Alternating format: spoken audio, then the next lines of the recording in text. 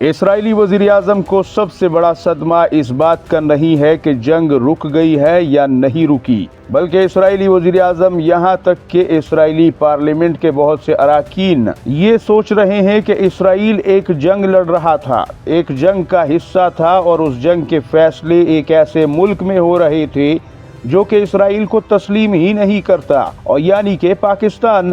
اور جس وقت جنگ بندی کا فیصلہ ہو رہا تھا تو اسرائیل کو بات چیت کی ٹیبل پر بلانا تو بہت دور کی بات، پاکستان نے پوچھنا بھی گوارا نہیں کیا، بس جنگ بندی کا فیصلہ ایک بادشاہ کی طرح صادر کر دیا، اور تو اور اسرائیل کو بغیر چوں چلا کے اسے ماننا بھی پڑ گیا۔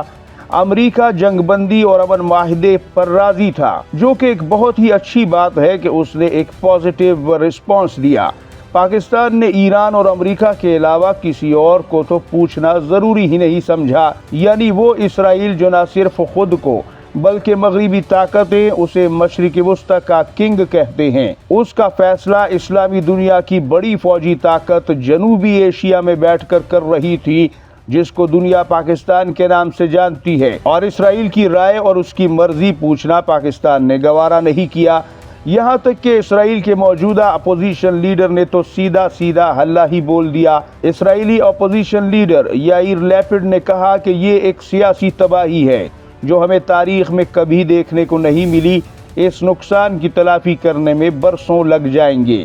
ایکس پر اپنے بیان میں انہوں نے مزید کہا، ہماری پوری تاریخ میں اس سے بڑی ناکامی کوئی نہیں، قومی سلامتی کے لیے فیصلے ہو رہے تھے اور اسرائیل کو مذاکرات کی میز پر بیٹھنے کی جگہ تک نہیں دی گئی، فوج نے ہر وہ کام کیا جو ان سے کرنے کو کہا گیا، عوام بھی ثابت قدمی سے کھڑی رہی، لیکن نتن یاہو بری طرح ناکام ہو گیا، حکمت عملی بھی ناکام ہو گئی، کوئی مقصد کوئی ہدف حاصل نہ ہو سکا۔ ایران کے جوہری پروگرام، اس کی میزائل طاقت کو ختم کرنا ہمارا ہدف تھا، جو کہ ہماری سلامتی کے لیے خطرہ تھا، لیکن نتن یاہو ناکام رہا۔ ہم نے یہ بھی مطالبہ کیا تھا کہ ایران کا علاقائی اثر و رسوخ ختم کیا جائے، اس کا نیٹ ورک بھی ختم کیا جائے، لیکن وہ بھی نہیں ہوا، وہ بھی قائم ہے اور اس کا نیٹ ورک بھی قائم ہے۔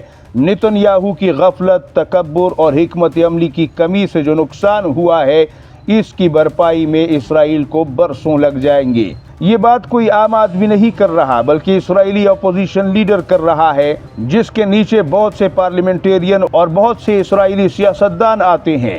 اسرائیل کے اندر تو یہ سب کچھ چل رہا ہے، لیکن ناظرین، اب پاکستان نے اس امن معاہدے میں خاص طور پر لبنان کا ذکر کیا تھا، اس پر بھی حملے بند ہوں گے یہ کہا گیا، لیکن اسرائیل نے اب تک کی سب سے بڑی چڑھائی اور حملہ لبنان پر کر کے ماہرین کے نزدیک پاکستانی فوج کو اسرائیلی فوج نے واضح پیغام دیا ہے کہ اسرائیل اور اس کے ملحقہ ملکوں اور ریجن میں پاکستان اپنی چودراہٹ درج کروانے سے باز رہے۔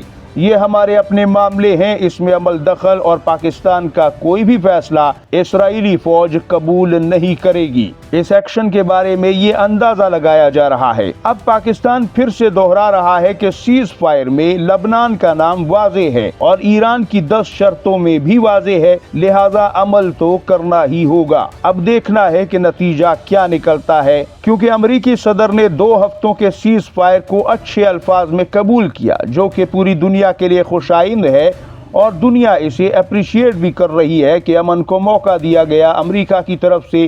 لیکن یہاں مشرق وسطی کو لے کر پاکستان اور اسرائیل کے درمیان کہیں نہ کہیں چودراہٹ کی رسہ کشی محسوس ہو رہی ہے۔ اس سیز فائر معاہدے کے بعد پاکستان نے پوری دنیا کو ثبوت دے دیا کہ مشرق وسطی میں اس کی طاقت اور حیثیت کیا ہے۔ اسرائیل پر یہ حقیقت بھی واضح ہو گئی کہ اسرائیل کو فادر لینڈ قرار دینے والے بھارت کا نام بھی اس سارے معاملے میں کسی کو یاد نہیں تھا۔ آج روس سے لے کر افریقہ تک، جاپان سے لے کر امریکہ تک، آسٹریلیا سے لے کر کینیڈا تک، دنیا کے درجنوں سینکڑوں ملکوں میں چھپنے والے ہزاروں لاکھوں اخباروں اور بڑے میڈیا ہاؤسز میں پاکستان لگی ہوئی ہے۔ Tokyo, Washington, Paris, London, Sydney کے اخباروں کی شہ سرخیوں میں پاکستان کا نام فرنٹ پر چھپ رہا ہے۔ یہ سب کچھ کہنے سننے کے لیے تو خبریں ہوں گی، لیکن دفاعی ماہرین اور عالمی منظرنامے پر نظر رکھنے والے ज्योतिषियों के नजदीक पाकिस्तान ने साबित किया है कि वो एक चढ़ता हुआ सूरज है और इसे सलाम करना ही होगा और कोई दूसरा रास्ता नहीं है। अब तक पाकिस्तान किंग मेकर था, लेकिन अब वो खुद किंग बनकर सामने आया है। जिस अबनाए हरमस को एड़ी चोटी का जोर लगाकर भी कोई ना खुलवा सका, पाकिस्तान ने एक फैसले से उसे खोलकर दुनिया को सांस लेने में राहत दी है, जिससे पाकिस्तान एक बड़ा प्लेयर बनकर सामने आया है। एक ऐसा पाकिस्तान, एक ऐसा खिलाड़ी जिसने कोई गोली चलाए बगैर ही बाजी पलट दी।